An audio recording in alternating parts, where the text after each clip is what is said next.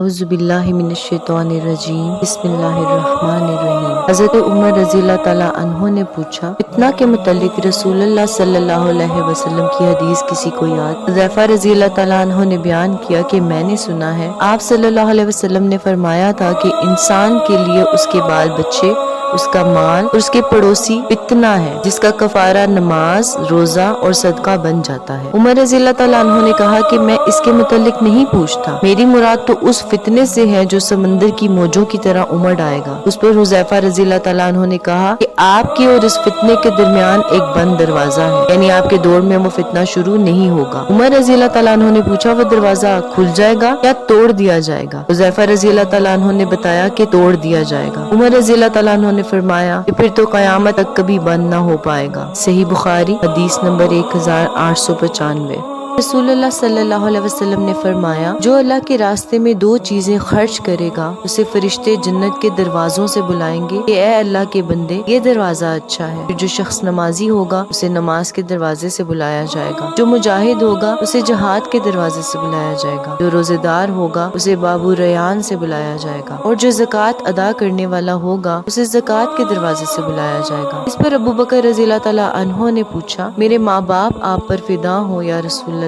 صلی اللہ علیہ وسلم، جو لوگ ان دروازوں میں سے کسی ایک دروازے سے بلائے جائیں گے مجھے ان سے بحث نہیں۔ آپ یہ فرمائیں کہ کیا کوئی ایسا بھی ہوگا جسے ان سب دروازوں سے بلایا جائے گا؟ آپ صلی اللہ علیہ وسلم نے فرمایا کہ ہاں، اور مجھے امید ہے کہ آپ بھی انہی میں سے ہوں گے۔ صحیح بخاری حدیث نمبر 1897۔